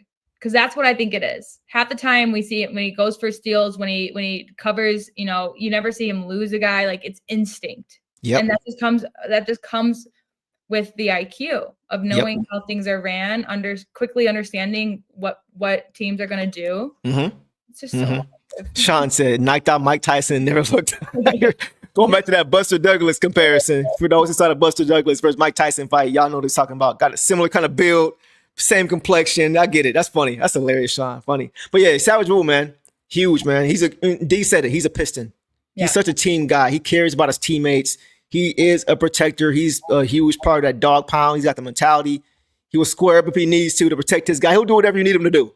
Mr. What You Need coach is Javonte Green. I am pretty sure, I'm confident when I say the Pistons are not going to let him get away after the season because he's a guy who has been saying since he got here, he's looking for a home. And I think he fits here better than he has fit with the Pelicans, the Bulls, the Celtics. He seems and plays like a Piston. He fits perfectly. So I'm glad he's here, man. Glad he's here. All right, guys. Let's move on to Karis LeVert, boss. Karis LeVert, guys, tonight. Know y'all been waiting on this one. Know y'all was waiting on this one. All right. Karis LeVert, guys, did not score. 0 for 8 overall from the field. 0 for 3 from 3. 4 boards, 1 assist, 1 steal, 1 block in 17 minutes. Boss, what were your thoughts on Karis LeVert tonight? Well, he literally did nothing on offense. But I loved his defense. I did too. It's such a bummer they couldn't go hand in hand tonight. I do want to say, I think at least half of his missed, I know at least 3, so I'm just going to round it up to 4 because I probably missed one. Okay. They resulted in a cleanup bucket. It resulted in points regardless from someone right behind him ready to clean it up, you know, or under the rim. But anyways, in the first, he missed his first 3, but then he stole it right away. I think that's when he missed his layup, though. Yeah, he just couldn't get it going offensively at all. But just great defense. He slapped it out of Clean's hands. You didn't even see it. He was so quick. Yeah, he was going to go up for a dunk, and all of a sudden he lost the ball, and that was Karis LeVert.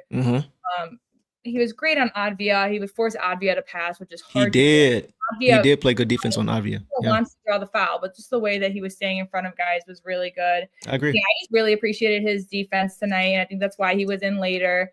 But I wish he got something going on offense, but it definitely wasn't his worst game. No, it wasn't his worst game. Like he didn't shoot the ball well at all. Like I think if he hits a few shots, it's a different story. I think once you miss your first 4 or 5 though, you gotta start looking to be more impactful in other ways, which he did. Right. I just at a certain point, when you don't have it going. And I feel like he kind of forced it a little bit as far as taking shots. They weren't bad shots. I think like they weren't all open, but they weren't like I don't think he was forcing shots. Well, I just think he couldn't knock him down. We talked about it a little bit in the 4th. I think we had at least 10 seconds on the shot clock left or something, and he got kicked out that 3, and we were trying to, grow the lead so they wouldn't come back. And he shot it and he didn't make it.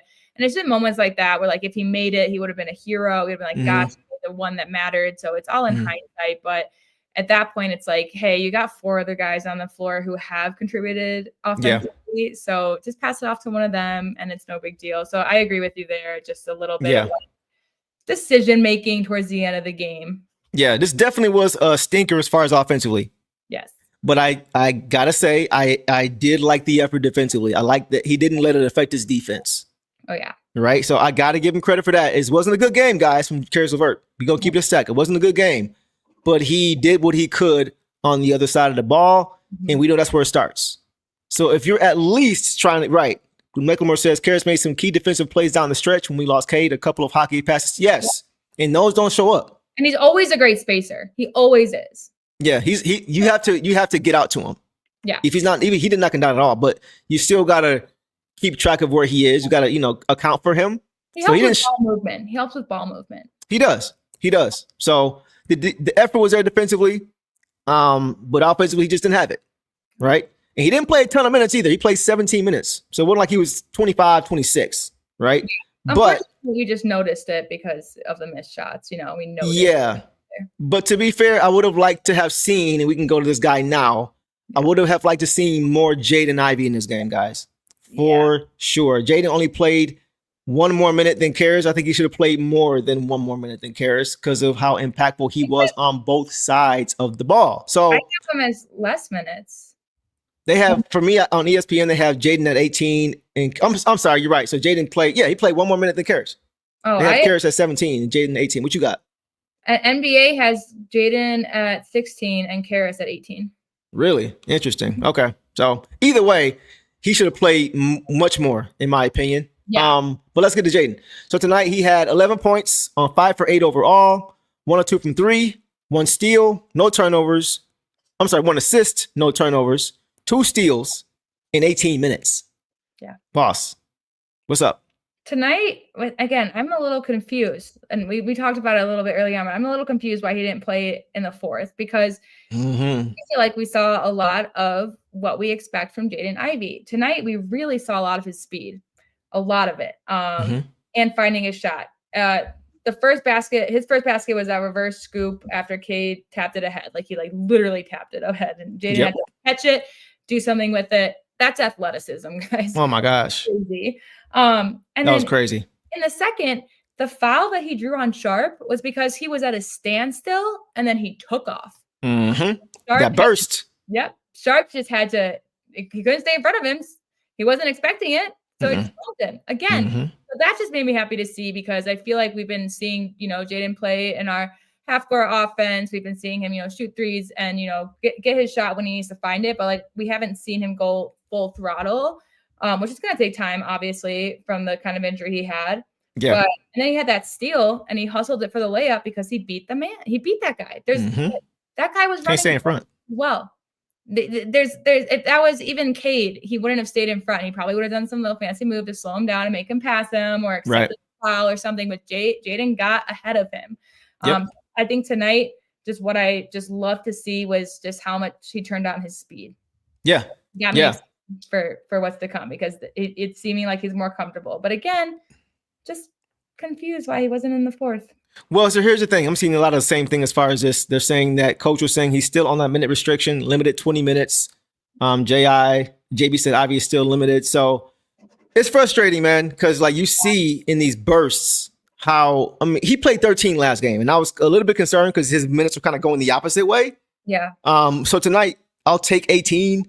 It's just hard when you are in a situation in the fourth quarter when there's no Cade and, you got Karras out there who's not shooting the ball well. You're trying to run your offense through Tobias. And Jaden is just on the bench. It's just hard to, it's because at some points Asar was running the point. And I was like, so I would have I would like to see him. And I know it's 12 games in, I think, with Jaden so far this year. So I'm hoping when we get to 15 to 20 mark, we start to see him get to that 20 to 25 mark as far as minutes. So that way, heading to the playoffs, he's fresh. He's ready, he's comfortable. Go ahead. That's just so true. And I think that, they got to divide these minutes up well, because here's the thing, thinking about it more, if you put him in for the last 2 minutes of his allowedness that the trainers are allowing him right now, then that means that you have to have a stoppage of play at some point at 2 minutes. And that's either a timeout or it's a foul or it's something. So it's almost and it seems like maybe JB just played him more in the first half because he was hot. So it's kind of that do we play him more while he's hot and he's getting us ahead, or do we put him out when he's hot and then put him back in late? Yeah. So have it both ways. So I'm just seeing now, just listening to what you were just saying and then seeing the comments. I'm thinking if ESPN is right, he had 4 more minutes to play. But NBA. But if ESPN is right, he only had 2. That would just be a tough coach's decision because 2 minutes is a lot, but it's also not. And then you have to figure out how to get him back out without. And then, too, we got to keep in mind, this shouldn't have been a close game down the stretch. Yeah. Had we been up double digits, we wouldn't be saying, why didn't Jaden play more? True. You know what I'm saying? So I think I think both of our points are hitting because, he was hot early. So let him go in the first half. Let him help us build this lead so that way he and the rest of the starters can chill in the second half while we sustain this lead. We didn't sustain the lead, which is why it seemed like we needed him late in the game. We put the game away early. We ain't talking about Jaden Ivey's minutes. So that was a big part of it too, in my opinion, as far as it was situation. I think coach did the right thing, to be honest. It was just that the fact that we didn't hold on to that lead Yeah. in the second half. So now we're looking at everybody's minutes, and now we're paying attention. In this close game, we need another guy. Kate fouls out, which wasn't expected. So everything got magnified with Jaden because we didn't have Cade. The game was close, and now we're looking at his minutes. If we put this game out of reach in the first half, in the third quarter, we put it away. Cade don't get that extra, doesn't make those bad fouls. Yeah. There's no conversation about his minutes. That's so true. And I think too, just I guess I feel like a week ago, 10 days ago, he played his first 20-minute game. So I guess I just assumed it would progress to like 25 now. But yeah, I'm probably wrong if that's what JB's saying is still at 20 minutes. So it probably is just a mixture of like we kept him in while he was hot and he did his job. Yeah. I think it's just for us as like, Ivy fans and Ivy advocates, when we see him doing well, we're just so excited for more. Yep. And it's coming. So I mean, at least we know that it's coming, and I can't wait for it, because again, if he produced what he did in the first half and the second half, he'd have a fantastic game. Absolutely. He already did in terms of the minutes he played, but you're just definitely seeing it more that he's going to be a problem. Like, teams aren't going to be able to, like we've talked about, double K. They aren't going to be able to do certain things when we have him out there as well. Because he's also, not just with Cade, but he's developed a relationship with Duran, and they have a great, lob relationship as well. They got a good chemistry. Yeah, him and Cade for sure. Like, I'm seeing that chemistry with him and Cade starting to come around more and more and more as they get the reps, as they get the time together, right?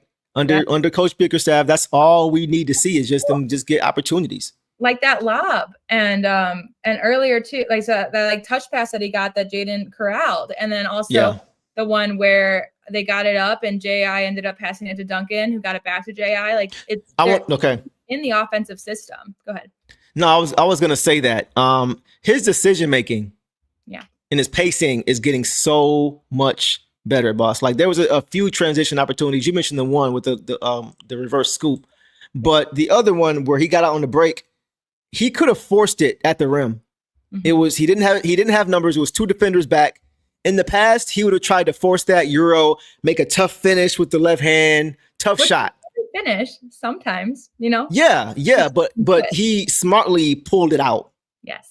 Like I was saying with Ryan last game, like the only thing with Ryan I want to see him do is like kind of pull it out sometimes when it's not there. We know you're trying to run, and that's great. But certain times, if it's not there, if you don't have numbers, just pull it out. And that's what Jaden did. He pulled it out. He got it to a trailing Duncan Robinson. Duncan made the right pass right back to him. That's the thing. When you pass the ball, it doesn't mean you're not getting it back. Yeah. Right? So he made the right pass. Duncan got it right back to him. Knocked down 3. Butter. That's the growth that we're seeing from Jaden Ivey. It's just the decision making. And then the other one, he read the pass and had a nice steal. Picked it off for another transition finish. The two-way ability. He's showing that as well. So, guys, he is a perfect fit for how this team wants to play. Yes. Like, he's one of the fastest players in the league, and he's the perfect type of guy you want for this team, a team that wants to run, especially when he's playing on both sides of the ball. He's the perfect player to put next to Cade Cunningham because of how he's playing defense and how he's moving the basketball. Go ahead, boss. We talked about it last year. I think the Pistons finished second in fast break points overall on the season last year, and that was without Jaden Ivey for half of it. And the first place was the Nuggets. But I just remember thinking, like, with J.I. that we would be in first because he's just that fast. And again, like, we saw it tonight. Was it the prettiest? No. But again, the athleticism of corralling a pass and getting the bucket up, like, that's hard to do. And he could have just let it go. Yep. I see plenty of guys just be like, nah, I'm not going to try to get that. He wants this transition offense. That's this team. It's our strength, but it also seems to be what our guys want to play to. Yeah. Like, I see it in Ron. I see it in Cade. I see it in Asar. I see it in J.I. I saw it in Duran tonight. I see it in Javante. Like, they all want to run the court. Yes, everybody. And that's the key. Michael Moore makes a good point. This is something that Trajan Langdon actually said, guys. He says, J.I. is the X factor as we move towards after the All-Star break and ramping up for the playoff run. He is the star free agent pickup we don't have to trade for. That is what Trajan Langdon said, guys. He said he felt like, before the season started, he said, feels like people are overlooking Jaden Ivey. He's the free agent acquisition that we're kind of getting back because we didn't have him last year. And for me, last thing on Jaden, for me, guys, you can just see him slowly getting more and more comfortable. Like, Not even just with his own game, boss, but with how he's playing within the construct of this team identity. Like he understands he doesn't have to be the Jaden Ivey from years past that we needed him to be offensively. He doesn't have to do too much offensively. He can just fit in. Yep. Yeah, he can just fit in. And that's why once again, no turnovers. That's why he's playing cleaner basketball, because he's not taking bad shots. He's just playing good defense, getting out and running, moving the ball, letting it come back. And he understands now, the way everybody understood last year when they had coach, is that there's not too much on anybody's plate. Yeah. And that's what's allowing guys like him to play well. He can play very clean, very within himself, just playing within the construct of the offense and defense. When you do that, everybody's going to eat and it's not going to be hard. Yeah. And he's understanding that now. Yeah. And to me, he also is just so handsy up defensively too. Like he's going to contribute to our stocks and everything. And just really had me thinking about what's going to, because we to not have turnovers, that's what got me here, is to not have turnovers against a team that is top 10 in steals is incredible. And so I just wanted to look up our stocks too, because we lead the league in stocks, 16-point game. 16. Nice. We had 18 tonight. We had 11. Asar had 3. Tobias had 1. Jalen Duran had 1.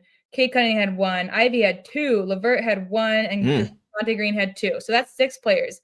Guess how many players contributed to Portland's 6 steals? How many? 2. Wow. Shane Sharp had 5 of the 6. Wow. Yes. And then Sissoko had 1. Okay. But it just, to me, I mean, first of all, it says amazing things about Shannon Sharp. I think he's super fun. Did anyone see that dunk he did over West? Oh, yeah, he's crazy. Yeah, head at the rim. He's crazy. Horizontal, almost Superman. Yeah, I want to see that poster, whoever has it. So fun. I was like, thank God you didn't do that tonight. But JD wasn't letting him. It just speaks to, again, I'm curious to see why they're ranked. Like, is he doing all the stealing? Because we had 6 guys contribute to our stocks tonight. That's big. Everybody's bought in. Yeah, everybody's bought in. 7 total, because Stu had no steals but 3 blocks. Right. 7 total contributed to our stock. That's great. That's team ball.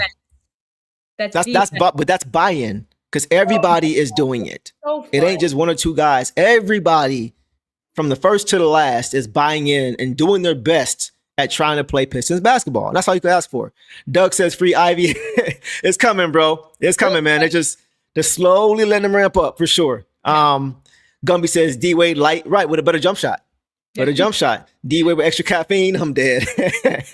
That's hilarious. But yeah, man, yeah, he's coming along just fine. This is a marathon, like somebody said. This is a marathon, not a sprint, right? So I know we all want to see him now.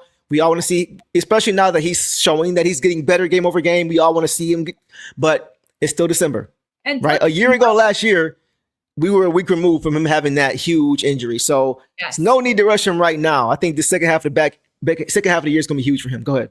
Tomorrow is going to be the almost 1-year anniversary of his his 4-point shot that went against the Kings. Do we see tomorrow? So that's fun.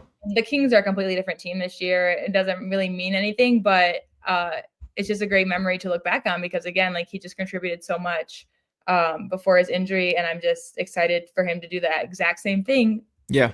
Post injury, and it's so crazy. Both games we hit game winners against the Raptors and the Kings. Both before both of those game winners, he made the shot before the shot. Yeah, that's what's crazy. Like, he is not a Wasn't Cade? Cade is our 4th quarter scorer. Imagine Cade and Ivy. That's what I'm saying. Oh my God. That's what I'm saying. Is Isaiah and Jody, Chauncey and Rip all over again. Both of those guys want the moment. We got 2 guys in our backcourt who are not afraid in clutch time. And they really haven't had a chance to be on the floor together in clutch time. So just imagine. Imagine, man. It's going to be a lot of fun come springtime for sure to watch these guys play. I cannot wait. Wow. So, guys, we will end it there. Oh, wait. What? Sorry. I was just going to talk about, did you see about JB becoming like the head of the I did. I didn't get a chance to really look. Did you get a chance to really dive? What happened with that? Just that. Why am I forgetting his name? The Pacers. Is he like? Go ahead. Used to be our coach. The Pacers used to be our coach. Yeah. Carlisle. Yeah. Thank you, Rick Carlisle. Yeah. brain fart for a second. Yeah. Rick Carlisle stepped down from being like basically the head of the NBA Coaches Association. I'm not Right. what it's called, but it's just basically to help, it's for the coaches protections, for the coaches experience in the NBA, and JP's going to be filling it.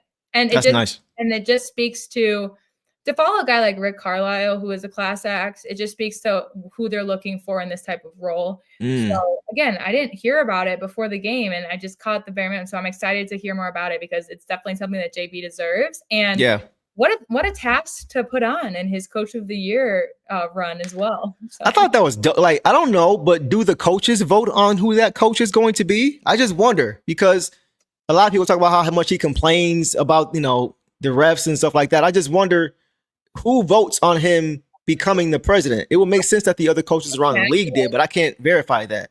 Could you imagine like Nick Nurse?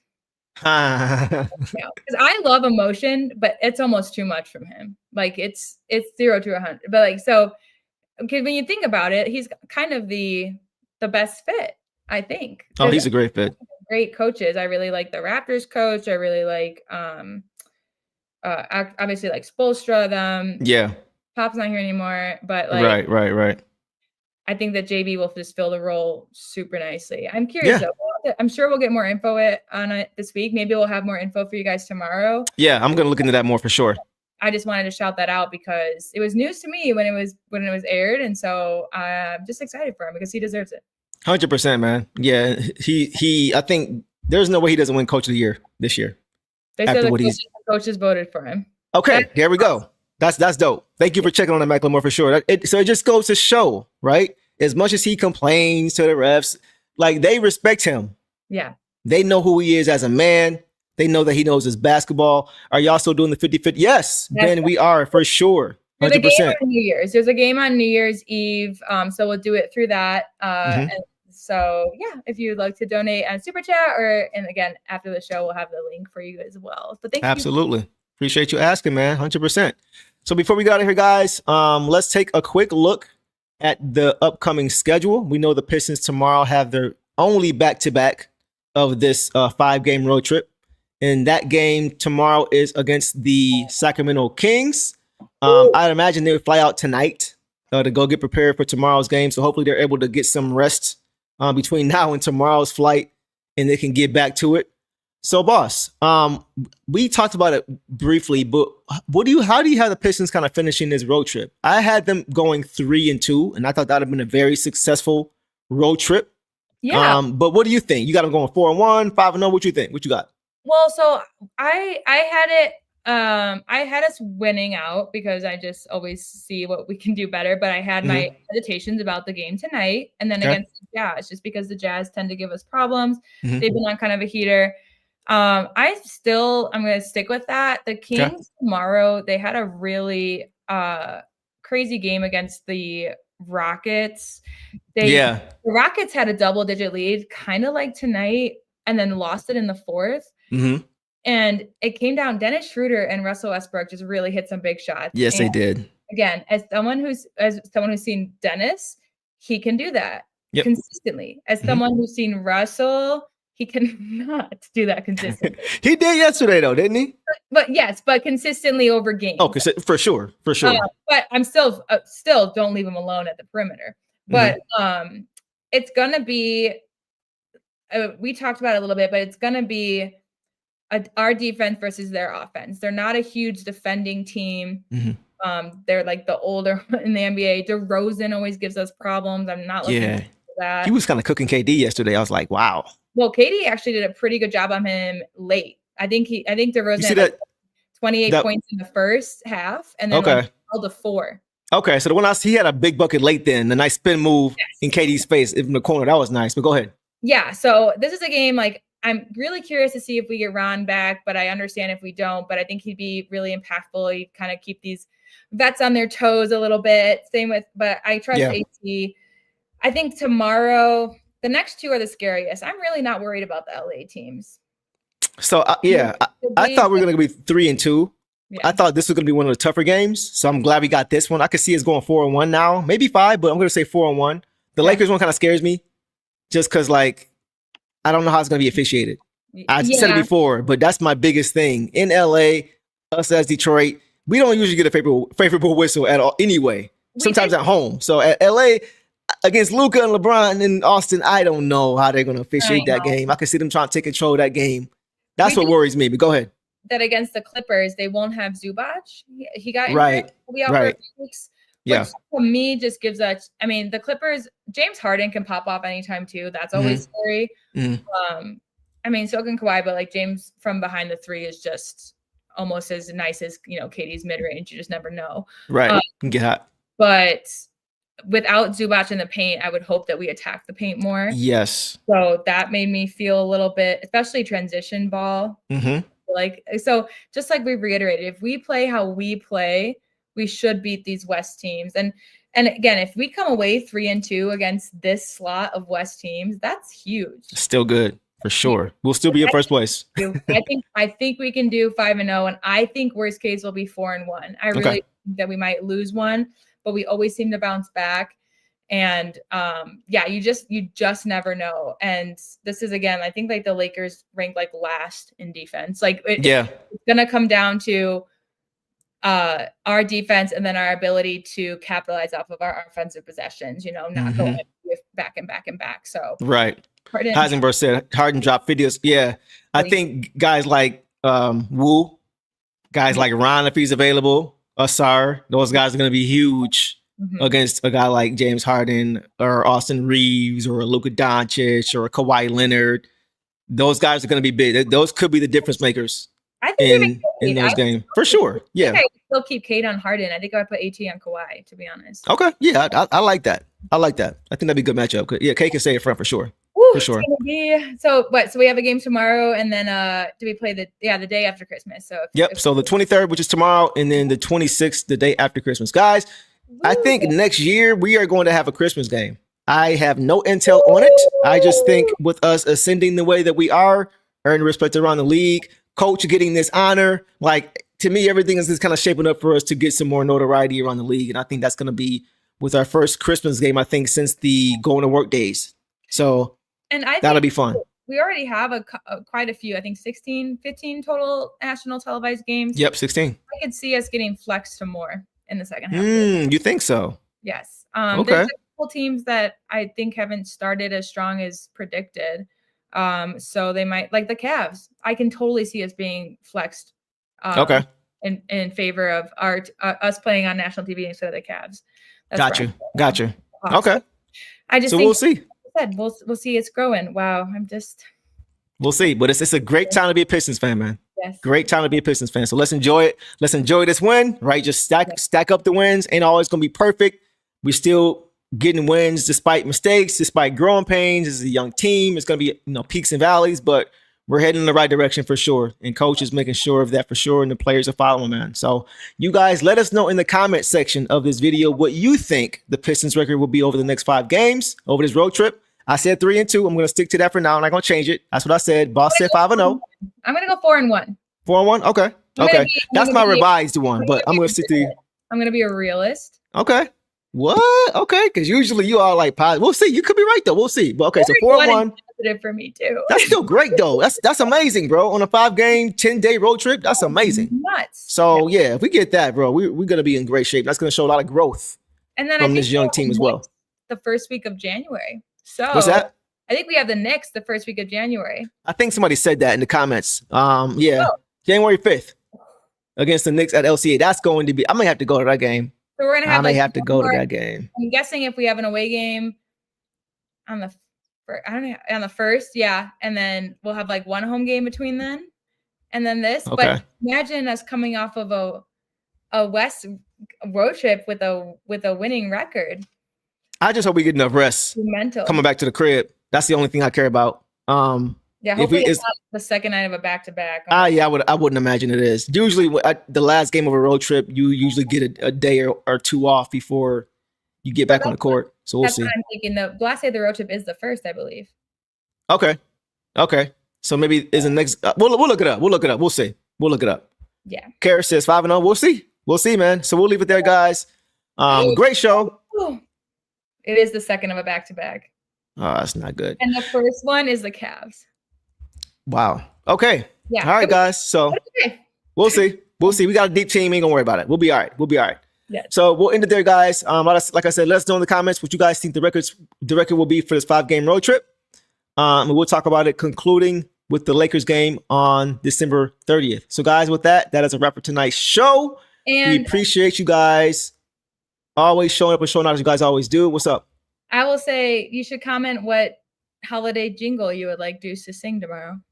Oh no, whatever, bro. It's about to, man. It's gonna be super duper late. Y'all getting enough with that early with the intro. So I give y'all intro song, the outro song, and I give y'all Pistons win song if they win. So hopefully they'll do that, and we'll give you guys more of that. But we have something special coming for you guys with Buffs on Podcast, a nice little Christmas little presentation that they're putting together. So we'll save that for when it drops on the 25th. Look out for that as well. So enough yapping from your boy. And we will end it there, guys. We appreciate you, though. Showing love as you guys always do. And y'all know the drill. Detroit versus everybody. Peace. All the dirty work, all dog. I'ma dive on the floor, go try to block every shot. And I'ma be physical with you the whole game. You know Stu gonna be physical with you. When you think of the Pistons, you think it's just hard work and just gritty basketball. That's just the identity you gotta have when you put on that jersey. I'm not your average breed of canine. Not a good dog, I'm bad boy for life. I set the tone, don't care about no tick. Let it be known, I get my respect. Come in the rain and see I don't bluff. If you retaliate, that's on ya. Slick talking pundits, I hear your shade. Talking that shop, you must want this way. Look a dog, palm, mess around, find out, mess around, find out,